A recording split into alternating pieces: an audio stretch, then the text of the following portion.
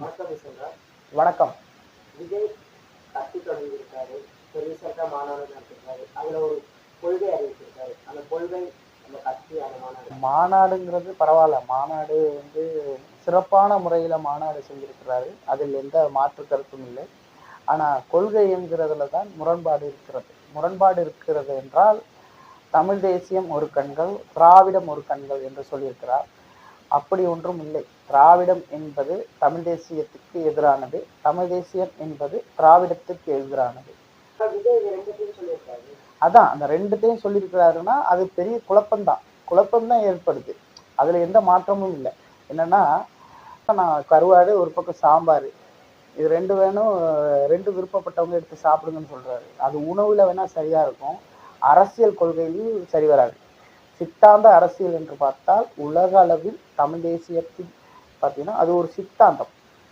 திராவிடம் என்கிறதும் ஒரு சித்தாந்தம். அதே போல் ஒரு மதவாதம், ஒரு பிஜேபி மதவாதம் செய்கிறது என்றால் அது ஒரு சித்தாந்த அரசியல். அதெல்லாம் வாழ்ந்து கொண்டே இருக்கும், ஒரு கொள்கை ரீதியாக இருக்கும். விடுதலை சிறுத்தை என்றால் மதவாதத்துக்கு எதிரான ஒரு அரசியல் கொள்கை, அது ஒரு சித்தாந்தம். எனவே அந்த சித்தாந்தத்தை சுமந்து கொண்டிருக்கும் அனைத்து அரசியலும் வாழும் வெல்லும் இருக்கும். ஆனால் இவர் என்னென்றால் இவரின் சித்தாந்தத்தில் கொஞ்சம், அவரின் சித்தாந்தத்தில் கொஞ்சம், எல்லோரும் எனக்கு ஓட்டு போடுவார்கள் என்று எண்ணி செய்கிறார். அது தவறான ஒன்று.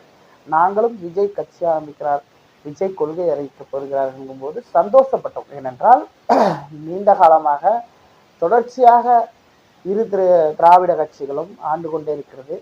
ஒரு விஜய் புதிய கொள்கையை கொடுப்பாரா, ஒரு மாற்றத்தை கொடுப்பாரா? ஏனென்றால் மாற்றம் என்று சொன்னவர்கள் எல்லாம் ஏமாற்றத்தில் ஆகிவிட்டது. ஏதோ விஜயின் அரசியலாவது ஒரு மாற்றம் ஏற்படாதா என்று நினைத்து கொண்டிருந்த தமிழ்நாடு ஒரு ஏமாற்றத்தை தான் அடைந்திருக்கிறது. இந்த கொள்கைங்கிறது ஒரு ஏமாற்றம்.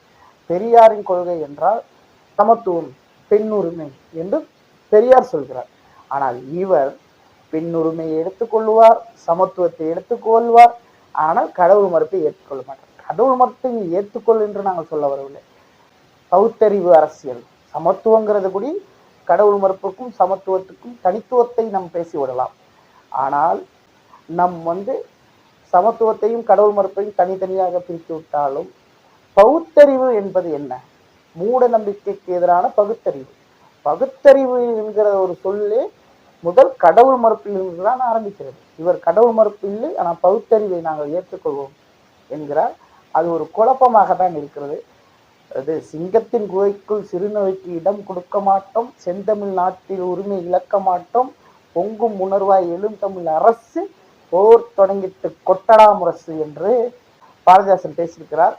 அந்த பேச்சு அதை முன்னிறுத்தி தமிழ் தேசியம் போராடி கொண்டிருக்கிற போது, திராவிடம் வேணாம் என்று எண்ணிக்கொண்டிருக்கிற போது விஜய் அதையும் ஏற்பாராம், இதையும் ஏற்பாராம் என்கிற போதுதான் சிக்கல் ஏற்படுகிறது.